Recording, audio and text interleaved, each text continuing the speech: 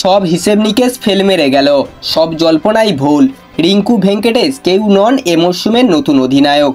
ঘোষিত হলো এ মরশুমের কেকেআরের নতুন অধিনায়ক। আপনারা যদি কেকেআরের ফ্যান হয়ে থাকেন তাহলে ভিডিওটিতে লাইক অ্যান্ড সাবস্ক্রাইব করে ভিডিওটি সম্পূর্ণ দেখার অনুরোধ রইল। চলুন ভিডিওটি শুরু করা যাক। আইপিএল 2025 মরশুমে খেতাব রক্ষার লড়াইতে নামছে কেকেআর। গত মরশুমের চ্যাম্পিয়ন করা অধিনায়ক শ্রেয়াস আইয়ারকে ধরে রাখতে পারেনি তারা।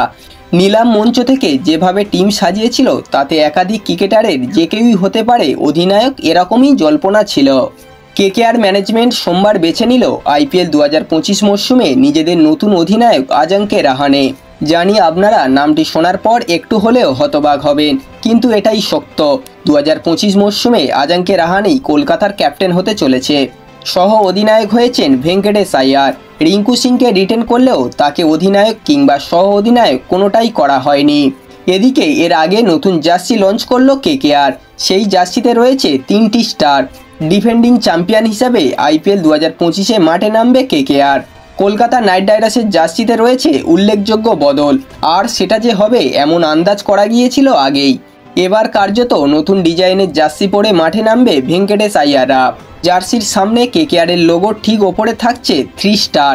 3বার আইপিএল চ্যাম্পিয়ন হওয়ার হিসাবে থাকছে এই 3টি তারা। কেকেআর 2012 সালে প্রথমবার আইপিএল চ্যাম্পিয়ন হয়েছিল। এরপর 2014 সালে কলকাতা দ্বিতীয়বার আইপিএলের ট্রফি জেতে।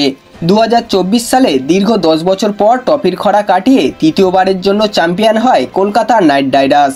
কেকেআরের জার্সি প্রকাশের ভিডিওতে রিঙ্কু সিং, রমনদীপ সিং, মনীষ পান্ডেদের দেখা গেল। ভেঙ্কটেশ আইয়ার কিংবা রিঙ্কু সিং যেহেতু বেশ কিছু বছর কেকেআরের জার্সিতে খেলছেন, তাই ভাবা হয়েছিল হয়তো এদের কেউই একজন অধিনায়ক হবে এবং আজাঙ্কে রাহানেকে সহ অধিনায়ক করবে টিম। কিন্তু অবশেষে সকলকে পিছনে ফেলে অধিনায়ক রাহানেই। বন্ধুরা, এই ছিল আজকের ভিডিওটি।